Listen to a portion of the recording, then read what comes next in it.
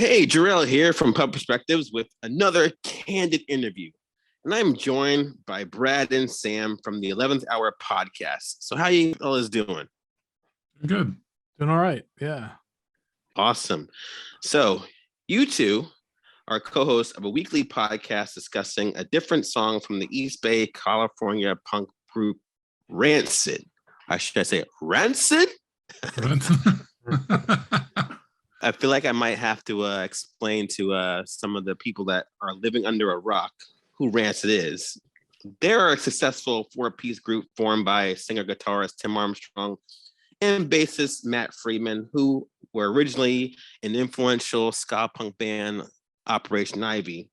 And that group started in 87, ended in 89, got a garage or an amp, they'll play anytime.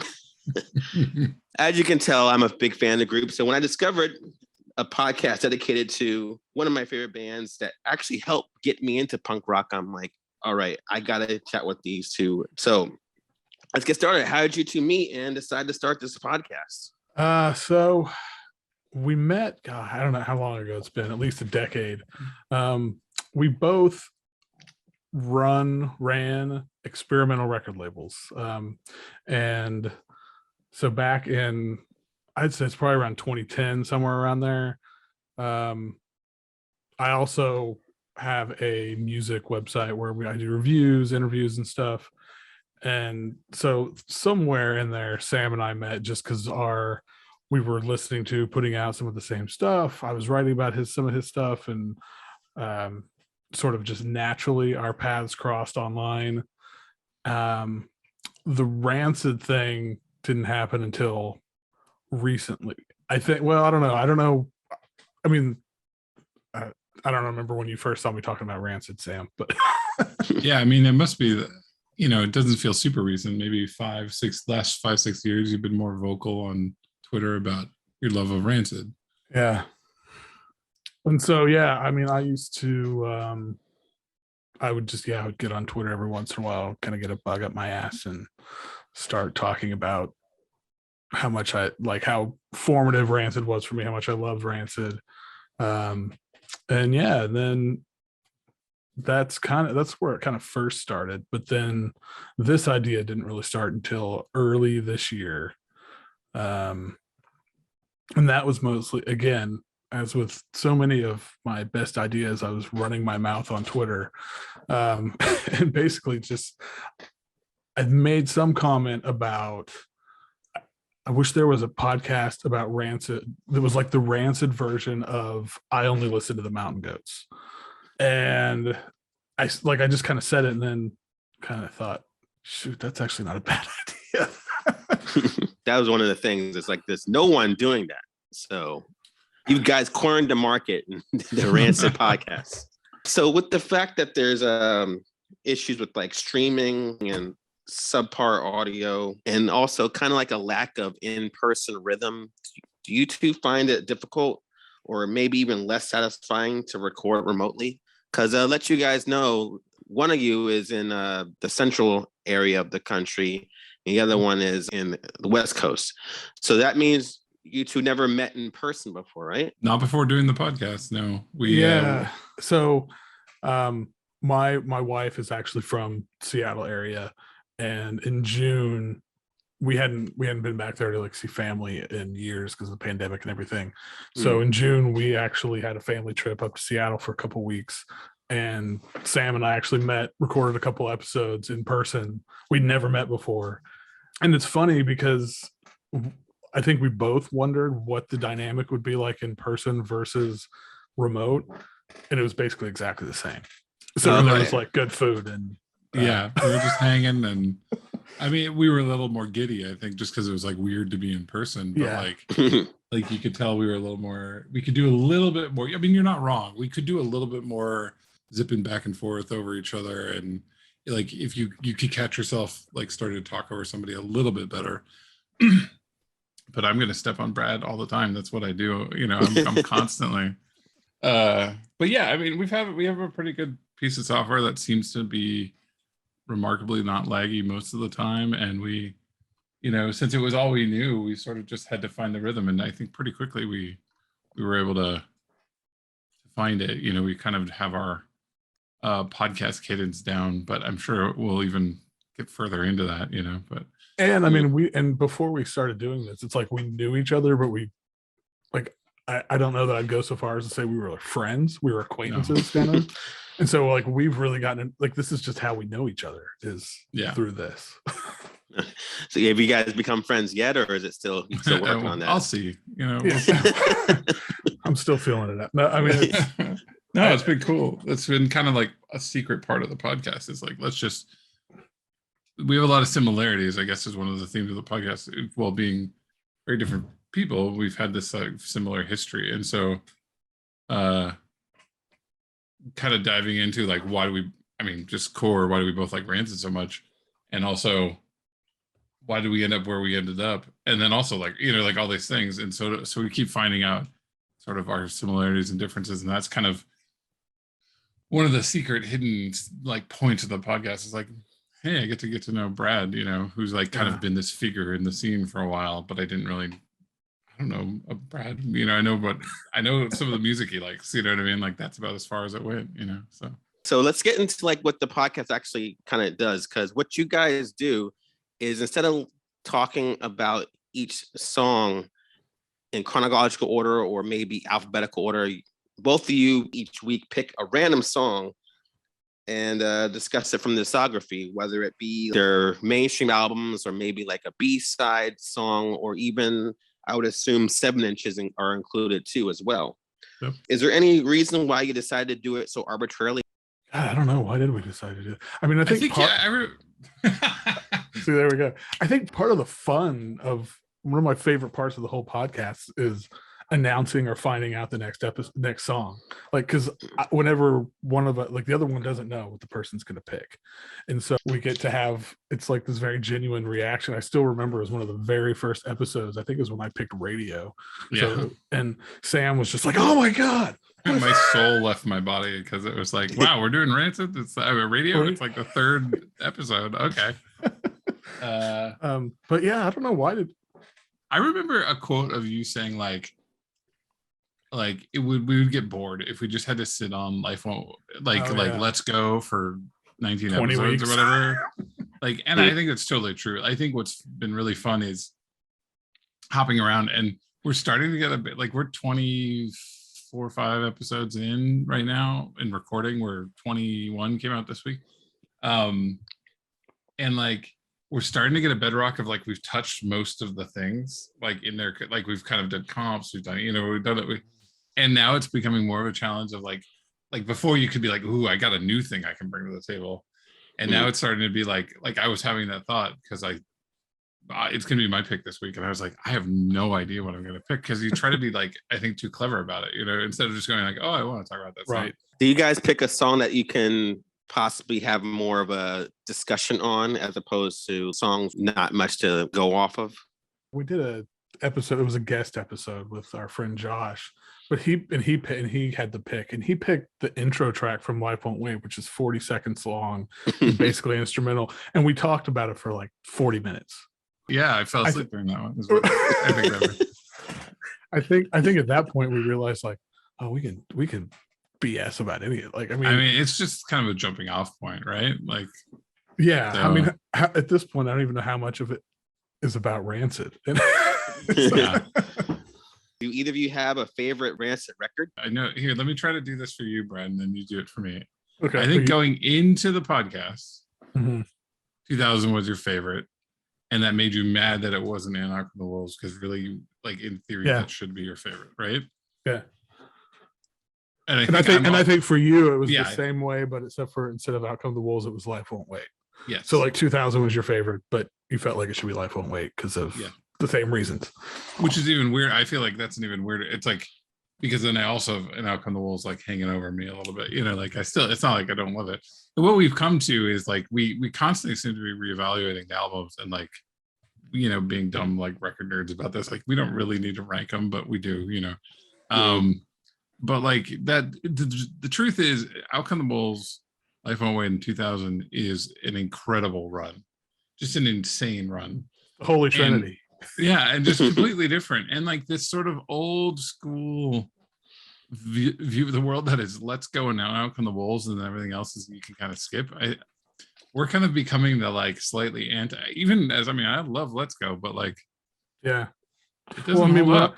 And when I had this idea for this podcast, I thought they have 2 great albums. There's 40 songs. You can talk about those 40 songs, and then that's basically it. And it's really not turned out that way. Not at all. No, I mean, there's so many songs, and the truth is, like, the mission is we're going to get through all the songs. So you kind of can't, if you do too much picking and choosing. The back half of this podcast is going to be us being like, oh.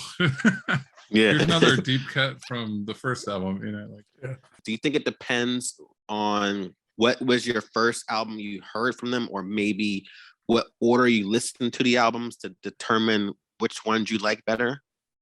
Sorry, not to get personal, you don't have to tell me, but how, like, what generation would you put yourself into? For me, my story with Rancid is I heard them on Let's Go, and I liked that a lot. And then I went back to the first one. I'm like, I like this one better. And then you have, when you're in high school, you have like an idea. I want this band I love to just do this all the time. And then when the next one comes out, I'm like, this isn't what I wanted. And a lot of other people that are, in the 90s were in the like your Pennywise and your NoFX and anti-MTV. They had that same feeling, this is too popular. Like, this is going to be on the radio, and all the people that weren't into them before are going to talk about how great they are. And I must admit, I was one of those people that fell into that too. So for me, I liked the older stuff. And then as each album went on, you get excited about it because you like the last album. And what I learned from Rancid, which took me a long time to learn, is they'll never give you the same album twice. And they also will do what you don't expect.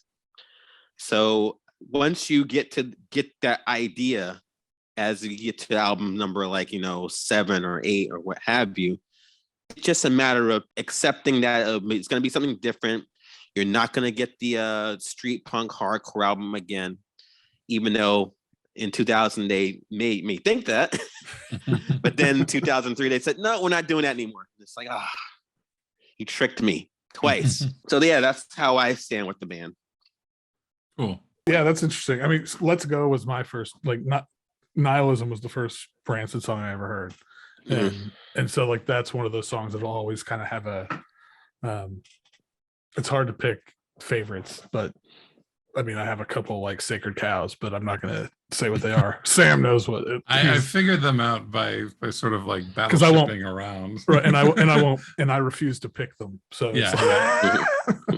I think we both have at least one that we're sitting on, and we're like, there's a day when I'm going to pick that, but it's not today.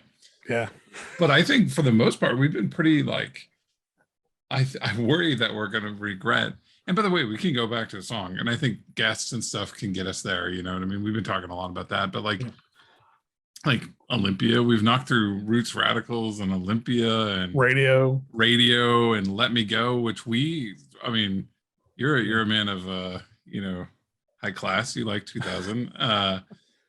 We think Let Me Go is maybe the perfect Rancid song of all time. Not like favorite, but like the best Rancid song of all time. So like, we've knocked down some pretty big sacred cows, but it is funny that we both like we act like we're like we don't care, and it's like there's a few songs we care. Yeah, I think for me, and I think a lot of people disagree. I love Matt's vocals, and I understand. Man of culture here. It's just so gritty and so like throaty, like the way he sings. So, and it doesn't mean that I don't like Large's vocals. I think it's great to have all three of them. Will you guys be counting demos in your weekly show? Good question. I don't know. I mean, I feel like anything in a way kind of goes. Like this last episode, we did this new Interrupter song because Tim has a guest spot. So, okay. Yeah. I mean, I don't know that we're gonna pick Op Ivy songs. Maybe. Yeah, that was my. I mean, at some point maybe. Maybe like or we've kind of kicked around like way down the line if we're doing well and there's a Patreon, like that's maybe where some of that stuff would come out. Like do a long episode where you knock through a bunch of stuff that's related to Rancid or something and put that up just for Patreon fans or something. I don't think that at any point one of us would be like, all right, next week we're doing this. And the other person would say, no. Yeah, not allowed. Okay. Not allowed. So you're basically saying if you guys pick like say like songs that Tim Armstrong produced, like the Pink album, it'll be okay then, right? I think the song that he won Grammy for, that's basically a Rancid song, is totally on the list. Yeah. Okay, cool. So stay tuned, folks. You'll hear them talk about Trouble at some point. I'm sure. I mean, we got it, right? Like, how do we? Yeah. It's part of the that period of him, you know. Like, so in addition to the podcast, you both have experience running small labels, as you mentioned earlier. Sam, you have the label in Seattle called Debacle Records. Can you talk a little bit about that? Yeah, I mean, I've been doing it since 2004, 2005-ish, I think, at this point. So a good long time. A DIY kind of experimental noise, kind of rode that noise, like mid 2000s noise and synth stuff, drones, and the CDR blog era that we look back so fondly on. Really got me going. I was always like really into krautrock and some other stuff too, and Boredoms is my favorite band and things like that. So so I've been doing it for a long time. I ran a festival for 10 years in Seattle. That was an experimental festival that was awesome but very expensive, and to me it's all kind of a continuum, like, and I think this proves out that like Brad's kind of on the same way, where like the reason I'm into this stuff is because of things like Rancid, because of hardcore and punk rock and DIY and all these things. But like what we're trying to figure out is how to be into the things we're into and also take some of the spirit forward of what we love about Rancid. Like that's a thing I haven't completely cracked, you know what I mean? But yeah, Debacle, it's been going for a long time. It's kind of very all over the place. Sometimes I put out very, very beautiful records, and sometimes I put out very ugly records and awesome, beautifully ugly records. And just I don't know if I'll ever stop, but it's sort of back in high gear right now. Like I'm doing a lot, too much right at the moment. I hear that. And Brad, I read that you ran a few labels over the past 3 decades, but also you are the editor for the online music magazine Foxy Digitalis. So you want to let people know about that? Yeah. So Foxy Digitalis is basically it's in its sort of 3rd incarnation at this point. It's me writing reviews, doing interviews, sharing guest mixes, stuff like that. Mainly kind of, I mean, it's kind of all over the place, but it's like similar zone to what Sam's talking about with his label, but also like I try to do a lot of writing about like free jazz and maybe some more experimental electronic stuff. I don't know, anything I hear and I think I like it, I'll if I can't write about everything, there's too freaking much. But yeah, it's like I said, so it originally was a just Xeroxed print zine back in the late 90s. And then it had its first online form from 2003 to 2013. And that was like the biggest run. At one point, I think we had 45 writers. And then it was a big deal. It was sort of the center of a lot of our scene was, seeing what's on Foxy. So. And then it shut down because I also had a record label at the time, and my wife was pregnant with our daughter, and I knew it's like something's got to give. I can't do all this. But then last year I kept hearing a bunch of music I thought was so good, and nobody seemed to be talking about it, and it was kind of bumming me out. So I was like, well, guess we're gonna do this again, and here we are. So any plans or goals for the 11th Hour podcast in the future? I want to sustain it. That's the biggest thing. Is we talk a lot about how this is like the easiest, most like the easiness to fun ratio of this is like of all these projects we've done, we're both people who start a lot of projects and then get bogged down and then start a new project. Right.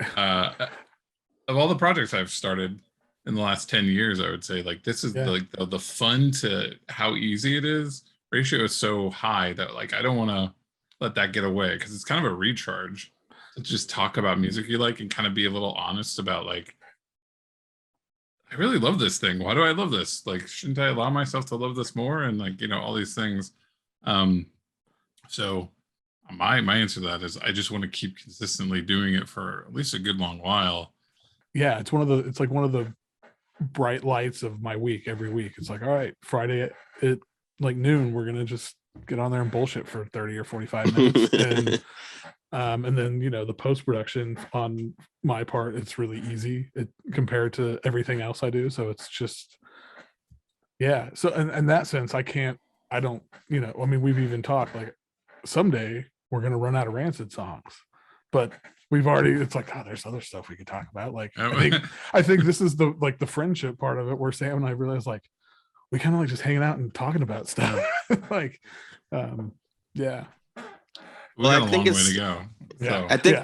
I think it's hard to run out of songs because they're not actually inactive. So they'll put out new music, the band I'm talking about, and you can still talk about those songs if you run out of all the like 200 or something songs by the time they release a new record.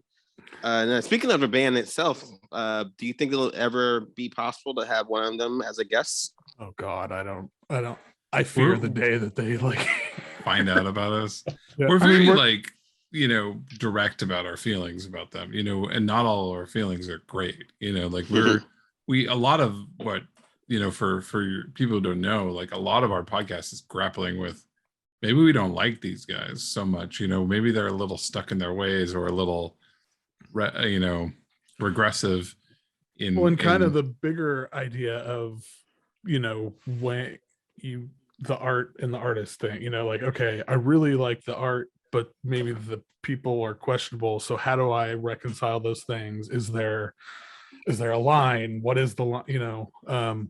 We kind of talk about all that stuff. And I think that's where it's, Rancid, it's about Rancid, but it's about a lot more, because I've had a lot of people who aren't Rancid fans who listen to it just because they know Samurai and they're like, oh, I really like it. I don't give a shit about Rancid, but I just think you guys talk about some interesting stuff that I can relate to, a different fandom I have or a different artist that I am a fan of. It's kind of the same thing, and it's helped me think about, what is the line of, is there something they would do that I have to just walk away? And so I don't know. I don't know if they would ever come on our podcast. We've been pretty direct about our feelings. I mean, I also wouldn't say, I don't know if I want to say no to every single Rancid member, but like, I just doubt they would like us very much for what we've said. The truth of it is, we do have a lot of positive feelings too, and and it probably would be kind of a moving thing to meet them. But I'm also kind of like, I don't know, like, don't meet your heroes. Yeah, exactly. Kind of. I would call them my heroes, but same idea. Yeah, exactly. Like, and we do know that Lars is very active. Like, his career right now is basically as a podcaster. He's just super into wrestling, and he does all these podcast appearances and stuff. So, like, I guess it's feasible. Maybe we can hash some things out. Well, yeah, you could pick a song that you actually like and then have them on it. Or maybe we'll push them around a little bit. I don't know. Like, yeah. All right. So let's let everybody know your contact and social media if they want to actually get in touch with you or hear some of your shows. You can find us on Twitter and on Instagram at Rancid Pod. And you can listen to it on any podcast or streaming service of your choice. I think we're on pretty much all of them. And that's, it's like a running joke at this point about setting up an email address, but we don't have one. So, all right. Thank you guys very much for being on this. And if you want to hear more interviews, go to our interview section on our YouTube channel. If you're an artist or have a business or a podcast similar to these two and want to be promoted, email us at njhabradio@gmail.com. Thank you very much for being on the show. And in the words of Rancid, when I got the music, I got a place to go. Like and subscribe, folks.